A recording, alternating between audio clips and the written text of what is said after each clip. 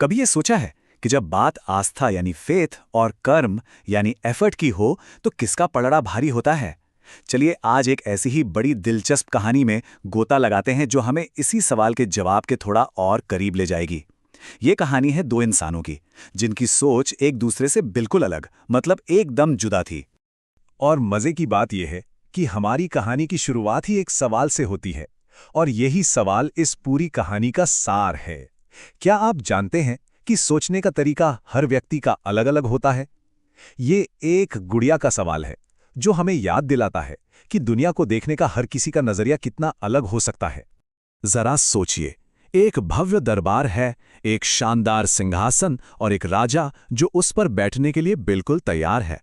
लेकिन जैसे ही राजा भोज आगे बढ़ते हैं, उस सिंहासन से जुड़ी एक गुड़िया उन्हें रोक देती है। वो गुड़िया उन्हें एक कहानी सुनाना चाहती है, एक ऐसी कहानी जो तय करेगी कि क्या वो वाकई इस सिंहासन के लायक हैं भी या नहीं। हाँ, ये कोई मामूली गुड़िया नहीं है, इसका नाम है जयलक्ष्मी। वो राजा के सामने एक शर्त रखती है।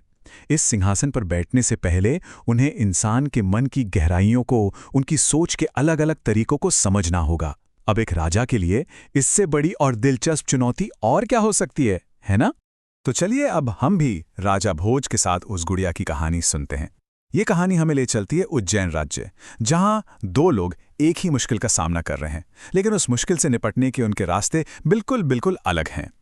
तो मिलते हैं कहानी के दो किरदारों से, एक है विदूषक और दूसरा एक ब्राह्मण। अब देखिए, दोनों की परेशानी एकदम एक जैसी है। दोनों ही अपनी अपनी बेटियों की शादी को लेकर परेशान हैं और दोनों को ही पैसों की सख्त जरूरत है। समस्या तो एक ही है, पर इसे सुलझाने के उनके तरीके हमें जिंदगी के दो बिल्कुल अलग फलसफे दिखाएंगे। पहले बात करते हैं विदूषक की। उसकी आस्था अटूट है। वो मानता है कि ऊपर वाला ही उसकी नाव पार लगाएगा। उसने अपनी सारी चिंताएं, सारी उम्मीदें बस ईश्वर के भरोसे छोड़ दी हैं। उसका मानना है जो होगा अच्छा ही होगा। और दूसरी तरफ है ब्राह्मण। वो विदूषक से बिल्कुल अलग है। वो चमत्कारों का इंतजार नहीं करता, बल्कि कर्म पर विश्वास करता है। उसकी उम्मीद ईश्वर पर नहीं, बल्कि राजा पर टिकी है, मतलब एक इंसानी सत्ता पर। उसकी अपनी एक पूरी योजना है। तो ये है हमारे सामने दो रास्ते, दो अलग-अलग दुनियाएं। एक तरफ है अटूट विश्वास, जहां इंसान खुद को ईश्वर के हवाले कर देता है, और दूसरी तरफ है कर्म करने का पक्का इरादा, जहां इंसान अपनी मदद के लिए खुद कदम उठाता है। अब देखना यह है कि इनमें से कौन सा रास्ता मंजिल तक पहुंचाता है। लेकिन इस कहानी में एक और किरदार है जो इन दोनों पर चुपके से नजर रखे हुए है। कोई है जो उनकी परीक्षा लेने वाला है और उन्हें इस बात की जरा भी भनक नहीं है। कहानी अब एक बहुत ही दिलचस्प मोड़ लेने वाली है। और वो गुप्त किरदार कोई और नहीं बल्कि खुद राजा विक्रमादित्य हैं। भेष बदलकर वो रात के अंधेरे में अपनी प्रजा का हाल जानने निकले हैं। पहले वो विदूषक की ईश्वर पर अटूट आस्था की बातें सुनते हैं और फिर ब्राह्मण की कर्म आधारित योजना के बारे में। राजा ने दोनों की बातें सुन ली हैं। अब एक पल को सोचिए, अगर आप राजा की जगह होते तो क्या करते? एक तरफ है पूरी आस्था, दूसरी तरफ है खुद का प्रयास। न्याय का तराजू किस ओर झुकना चाहिए? ये सवाल जितना आसान लगता है उतना है नहीं, है ना? अगली सुबह दरबार में सबकी नजरें राजा पर टिकी हैं। विदूषक और ब्राह्मण दोनों ही उम्मीद से भरे हुए दरबार में हाजिर हैं।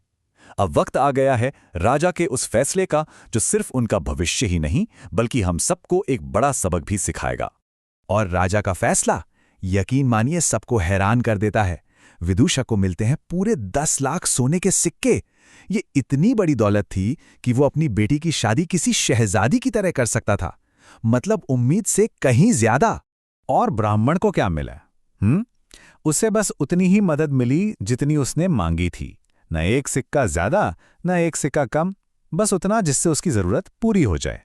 पूरा दरबार हैरान है। ये कैसा न्याय है? एक को उम्मीद से कई गुना ज्यादा और दूसरे को सिर्फ जरूरत के मुताबिक। आखिर राजा के इस अजीब से लगने वाले फैसले के पीछे क्या राज है? और तब राजा विक्रमादित्य उस राज से पर्दा उठाते हैं।